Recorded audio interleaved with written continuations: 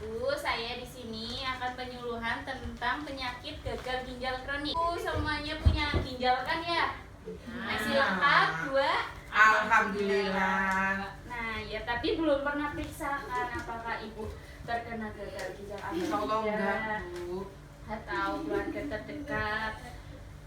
Nah, di sini gagal ginjal kronik adalah gangguan fungsi ginjal yang menurun secara cepat dan fungsi tersebut tidak dapat kembali seperti semula.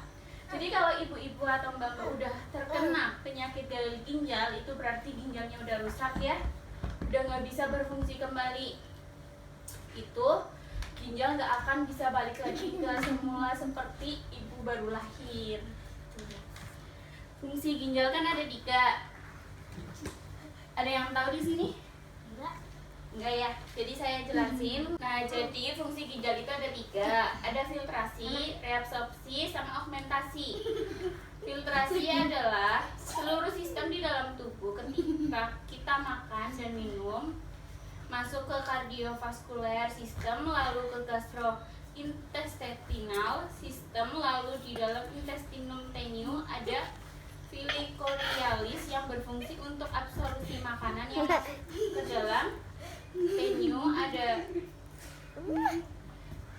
ke dalam intestinum tenue sudah siap serap dan dialirkan ke dalam kardiovaskuler sistem dan ditransportkan ke organ, dan di organ itu digunakan dalam organisme, lalu keluarlah sisa metabolisme. Jadi sisa-sisa makanan atau minuman yang masuk ke ginjal itu akan difiltrasi, penyaringan, lalu filtrasi itu akan membuahkan tentang urin, bisa membuahkan itu sisa-sisa kotoran, urin, contohnya keringat atau feses yang kita hasilkan dari tubuh kita. Jadi kalau misalkan ibu-ibu keringetan nggak apa-apa, itu seperti pembuangan zat-zat yang jelek di dalam tubuh.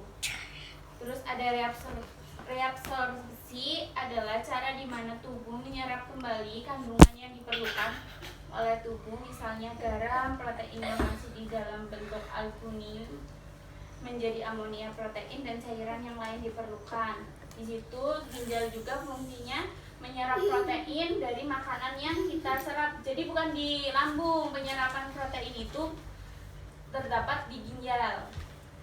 Lalu yang terakhir ada augmentasi, adalah yang terjadi di dalam ginjal, difiltrasi dan reabsorpsi. Setelah itu zat yang tidak berguna akan masuk ke dalam sekresi. Nah, di sini bisa dilihat, di brosur juga ada ya, Bu. Ini gambar ginjal yang udah rusak. Nah, kenapa ginjal itu bisa rusak? Itu juga akibat dari perbuatan kita sendiri, dari minuman, makanan, minuman. Nah, ibu-ibu biasanya itu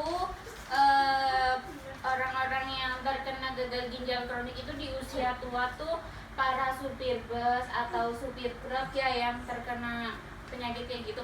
Kenapa bisa kena? Karena mereka mengonsumsi minuman bersinergi seperti partner, Grandeng, terus torpedo dan yang lainnya. Itu memang tidak mengandung alkohol, tapi minuman itu juga punya asam amino, juga kafein.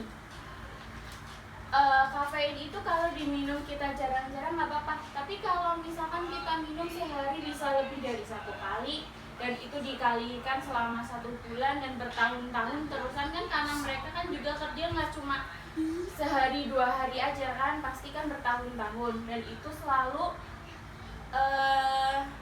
kayak kandungan itu tuh nabrak ke ginjal mereka, kayak sekali 2 kali, lama-lama kan kalau misal batu kena air hujan, lama-lama pasti kan terkikis dan jadi pasir, sama juga kayak ginjal kayak gitu.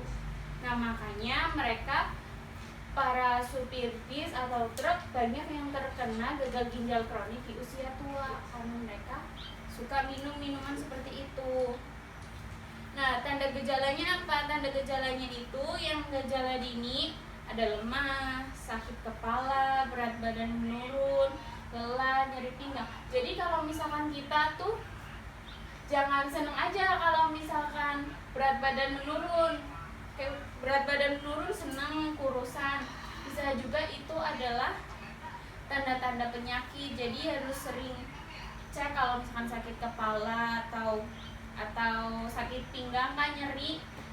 Coba aja kita buat tahu gagal ginjal, biasanya kita tuh cek pakai kaki ditekuk ke atas gitu. Kalau misalkan memang nyeri itu bisa jadi tanda-tanda. Nah, terus gejala lanjut ada nafsu makan menurun, mual disertai muntah, sesak nafas baik di waktu ada kegiatan ataupun tidak ada kegiatan, bengkak yang disertai lekukan, terus juga gatal-gatal pada kulit dan kesadaran juga menurun. Kadang kan ada orang yang tiba-tiba pingsan di jalanan atau kayak sering lemes, tiba-tiba sesak nafas, itu juga bisa ditandai gagal ginjal, bukan cuma kena asma gitu. Ini di brosur juga ada gambarnya tentang orang-orang ini yang sakit pinggang, terus ini lekukannya, gatalnya. Terus kita juga harus sering-sering minum air putih, seenggaknya sehari itu kurang lebih 2 liter air. Karena air putih itu akan membantu fungsi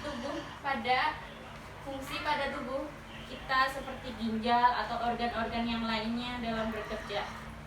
Terus penata laksanaan, di situ ada observasi keseimbangan cairan antara yang masuk dan keluar.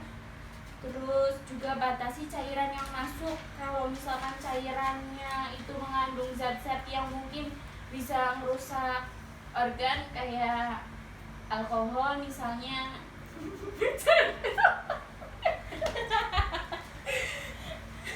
Lanjut pulangnya gimana? Iya. Lanjut pulangnya ini sih Kan jam 9. Bentar. Ini bentar lagi selesai. Ngomongnya tapi singkat-singkat benar nih. Oh iya. Nah, terus di sini ada hemodialisasi. Hemo itu biasanya buat orang yang udah kena gagal ginjal itu harus melakukan hemo, yaitu cuci darah. Karena cuci darah itu bisa penggantian tentang fungsi ginjal kita yang udah rusak. Kalau misalnya ginjal rusak kan otomatis 3 fungsi itu nggak akan bisa bekerja cepat.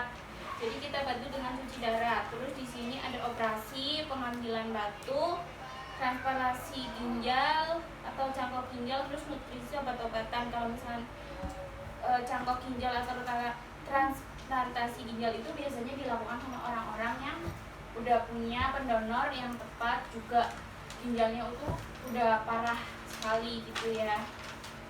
Itu juga nggak sepenuhnya bisa sembuh. Kalau orang yang udah kena gagal ginjal otomatis harus terus-terusan mengkonsumsi obat-obatan, juga cek selalu ke dokter gitu. Terus melakukan pencegahan dengan minum air putih tadi kurang lebih 2 liter, kan tadi saya udah bilang ya. Terus jangan menahan kencing. Kadang kan sering di jalanan kita nahan kencing karena tanggung bentar lagi sampai rumah atau lagi ada kegiatan. Gak apa-apa, mending izin aja kita mau kencing daripada kita kena penyakit kan ya.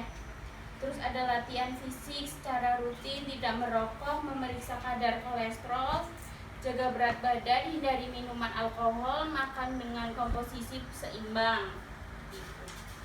Terus yang terakhir ya Bu,